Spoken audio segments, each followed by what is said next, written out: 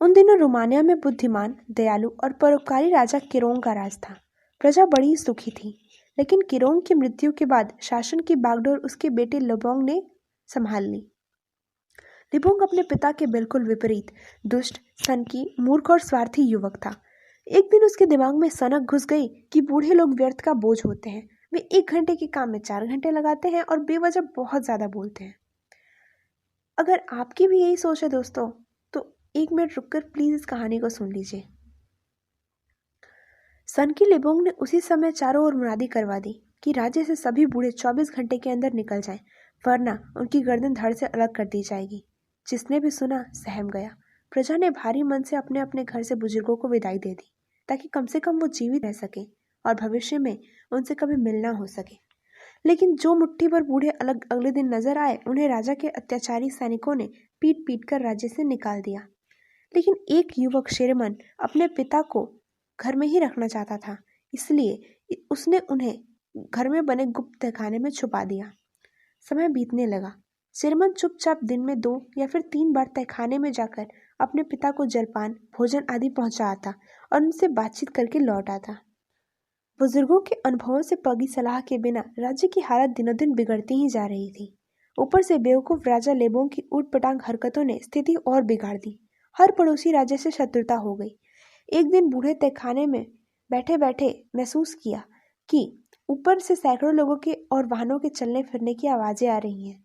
दोपहर में शेरमन ने भोजन देने आया तो बूढ़े चेनमैन ने उससे इस बारे में पूछा। शेरमन ने बताया, पिताजी, आज पड़ोसी राज्य के हजारों लोग तीर्थाटन के लिए किसी पहाड़ी राज्य की ओर गए हैं और ये उन्हीं की काफिले की आवाज है। ये सिलसिला कम से कम 1 सप्ताह तक चलेगा। बैलगाड़ियों में वे महीने भर का अनाज, मेवे आदि लेकर गए हैं। जेनमोन बोला, काश मैं स्वतंत्र होता तो मैं भी देवी के दर्शन करके आता।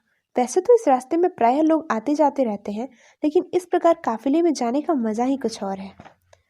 खैर, समय बीता और राज्य में भयंकर अकाल पड़ गया। खाने का एक दाना तक नहीं बचा। गैर अनुभवी मंत्रियों ने राजा से कह दिया था कि भंडारण करने की जरूरत ही नहीं है, ताजा उगाओ, ताजा खाओ। पड़ोसी राज्यों से शत्रुता की वजह से उन्होंने भी मदद के लिए हाथ नहीं बढ़ाया। बुआई का समय नजदीक था, लेकिन बुआई के लिए कोई बीज ही नहीं बचे थे। बूढ़े जेनमोन ने कहा, बेटा, तुम मेरी राय मानो। जब बर्फ पिघलने लगे तो तुम अपने खेत को अच्छी तरह से जोत लेना। लोग कितना भी मजाक उड़ाएं, बस तुम मेरा कहा मानना। बीजों की परवाह मत करो। शेरमन को पिता की बात अजीब लगी, लेकिन एक तो उसे अपने पिता की बुद्धिमानी पर पूरा भरोसा था और सोचा कि चलो ठाले बैठे से बेगार भली। वो पूरी मेहनत और लगन से अपने खेत जोतने लगा। लोग उसका मजाक उड़ाने लगे। लेकिन जब वसंत ऋतु आई और वर्षा की फुहारें पड़ी तो लोग देखकर अचरज में पड़ गए कि उसके खेत में अंकुर फूटने लगे हैं। आसपास के लोगों ने ईर्ष्यावश राजा से शिकायत कर दी कि शेरमन ने बीज छिपा कर रखे थे, मगर किसी को नहीं दिए, सिर्फ खुद के खेत में डाल दिए। लिबोंग ने शेरमन को बुलाया और कहा, राजद्रोह के और विश्वासघात के लिए तुम्हें फांसी की सजा दी जाती है। शेरमन थरथर कांपने लगा। उसने कहा, महाराज, मैंने कोई विश्वासघात नहीं किया। मैं सच कह रहा हूँ कि मैंने बिना बीज बोए ही खेत की जुताई की और अब खेत में अंकुर फूट आए हैं। हाँ, मैंने एक गलती की है, अपने अनुभवी पिता को छिपा कर रखने की, जिनकी सलाह से ही मैंने ऐसा किया। लिबोंग ताज्जुब में पड़ गया। वो कुछ देर के लिए शेरमन द्वारा अपने उसके पिता को छिपाने की बात भूल गया। उसके मन में जिज्ञासा हुई कि आखिर बूढ़े ने बिना बीजों की बुआई की सलाह क्यों दी। उसने आदरपूर्वक वृद्ध जेनमोन को बुलवाया और उससे यह बात पूछी। जेनमोन ने नम्रतापूर्वक राजा का अभिवादन किया और बोला, महाराज, संकट की घड़ी में मैंने दिमाग खपाया तो ध्यान आया कि हमारे खेतों में अक्सर जब फसल नहीं रहती तो तीर्थयात्रियों के काफिले उधर से गुजरते हैं। ऐसे में उनके द्वारा बैलगाड़ियों में ढोए जा रहे अनाजों में से थोड़ा बहुत रास्ते में बिखरते हुए जाना स्वाभाविक है। बस मैंने उसी उम्मीद पर ईश्वर का नाम लेकर अपने बेटे को जुताई करने की सलाह दी। मेरा आकलन सही साबित हुआ। लिबोंग उसकी बात सुनकर बहुत प्रभावित हुआ। उसे खुद की मूर्खता पर अफसोस भी हुआ। उसने जेनमोन से हाथ जोड़कर माफी मांगी और बोला, मेरी सोच बेहद घटिया और मूर्खतापूर्ण थी। सचमुच बूढ़े बुजुर्ग बोझ नहीं बल्कि अनमोल रत्न होते हैं।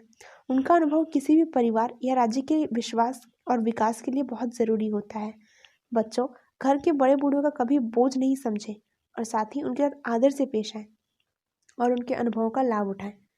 तो दोस्तों, ये सीख केवल बच्चों के लिए ही नहीं है, बल्कि बड़ों के लिए भी है, और खासकर उनके लिए जो बूढ़े लोगों को बोझ समझते हैं।